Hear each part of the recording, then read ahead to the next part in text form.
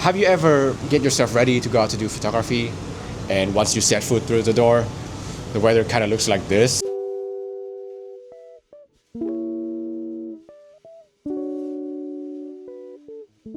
That was exactly what I had to deal with during my whole trip to Hanoi recently. You see, we were having this season called Gnome. Humidity went as high as 90% and visibility was really bad all the time. As you can see, everything looked uninspiring and very gray. Initially, I had wanted to make a video about photography in the city under beautiful sunshine, popping colors, and just a more positive vibe. Oh well. Gloomy weather in Hanoi is a whole vibe in itself, and so in this video, let's do a little bit of sightseeing around town and discuss how to make the most out of this situation. Let's go!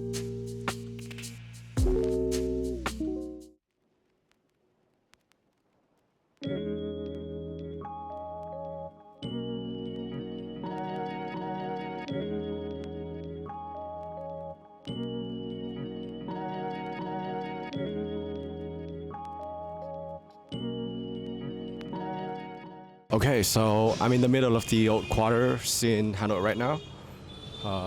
There's a lot of things going on here, and I'm trying not to get hit by scooters and cars and whatnot. Usually this is not a big deal for me, but turns out trying to vlog and surviving at the same time is much harder than it looks. So shout out to all you travel vloggers out there. Back to the main topic. The first tip I want to try to give is to make colorful objects your main subject.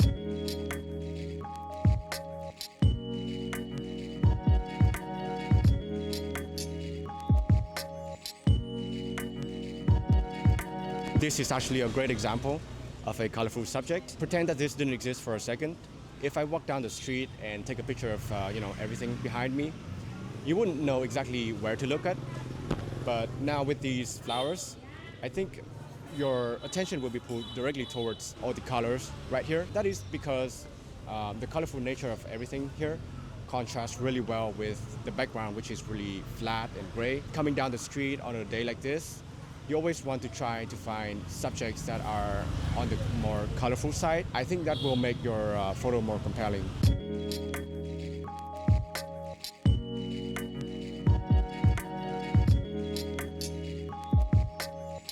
In sunny weather, the flowers in this photo would have been less impactful because everything in the background would have been brighter because the sun is obviously shining on everything. But right now, since the background is so flat and gray, the flowers are more impactful.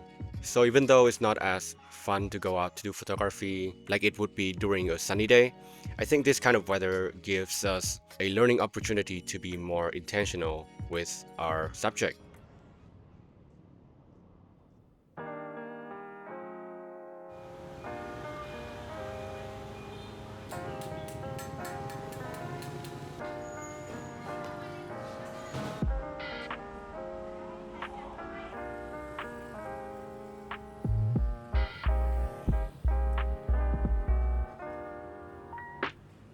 It's getting a little bit wet right now, so I have to put my hoodie up.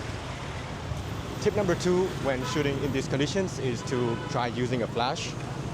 I know this sounds kind of obvious, but when everything is flat and gray, you can really try giving your subject some sort of highlight by giving it like artificial lighting. And this can really help like your subject stand out from everything else in the background. I really love shooting with flash because of 2 reasons. 1, it helps me separate my subjects from the background. And 2, because I shoot film, so there's like a very smooth roll off between the highlights and the shadows. So it helps me like achieve that separation without feeling a little bit too harsh in my photos. I know that going up to people and hitting them with a flash is not the most comfortable thing to do. At first, I felt uncomfortable doing that too. But over time, with a lot of practice, it just became natural for me. The thought of losing a good photo forever eventually just overcame like the fear of being confronted. And I found out that if I was just being direct and friendly and not sneaky, people didn't mind, but your mileage may vary, so take my words with a grain of salt. For those who are curious about my flash setup and how I use it, here's my $12 Vivitar flash that I pick up on eBay. To use it, basically I just mount it on my camera, set the shutter speed to the according flash sync speed, and then depending on the distance between myself and the subject, I'll open or close the aperture accordingly. Most of the time though, I'm not very precise when it comes to metering for my flash. I tend to overexpose a little bit because I think film has a very good latitude, so I can just easily bring down my details back in post if I need to.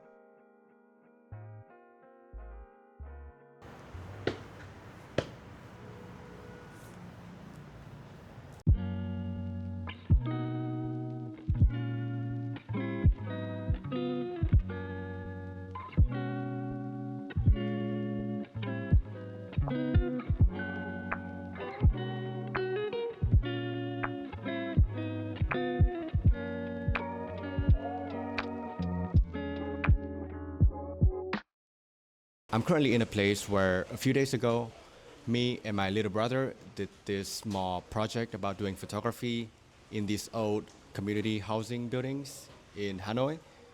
And I think this is a perfect place to talk about the next tip, which is to find places that have interesting features and layouts where you can use them to elevate your compositions.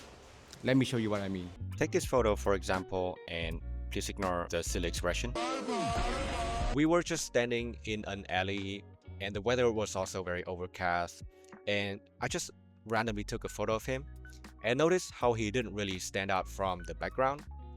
If it wasn't for the bokeh, then I think he would have blended right into the background, which is not really what I wanted. Moving on to these photos, which were taken in some of the old community housing buildings in Hanoi, I was kind of using the natural features of these buildings to create something that they call a frame within a frame. And now suddenly there's like contrast between the indoors and the outdoors, and simply by placing my brother right in the middle of that contrast made his presence way more obvious, I think. Or in this photo, I noticed that there were some kind of interesting shapes on the wall that were letting in light. Once again, very interesting contrast, which I put my brother in front of. And the result, I think, is much more interesting than my first photo.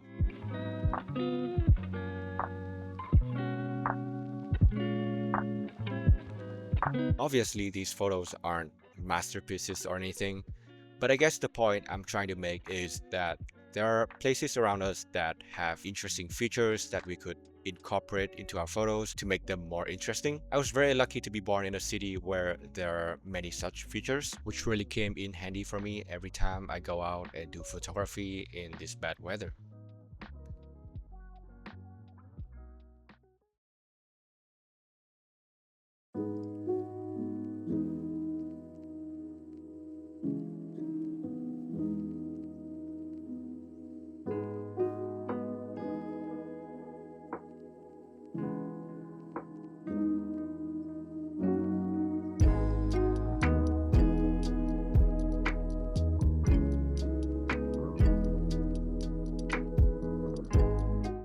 If you just can't seem to find any inspiration to do photography during the day, then I suggest you try my final tip, which is to photograph at night.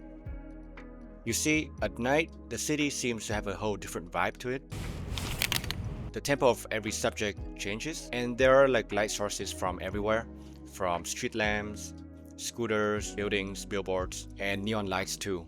Interestingly, this gives me the freedom to experiment with my photos. You see, with all the light sources that I just mentioned, my photos can have these color tints like red, purple, or blue, and it will still make sense because everybody knows that it came from some of those light sources that I just mentioned. Whereas during the day, I will always have to somehow work in post-production. For example, like changing the white balance to make the photos look more natural. I really enjoy doing long exposure photography because I find it really therapeutic. Often when I do it, there's not a lot of people or vehicles or any kinds of distraction, and that really helps me concentrate on my thoughts. I get to see the city in a different light, or light thereof. Every time I get the scans back from the lab, the images always feel surreal and like straight from a movie. which is really cool for me.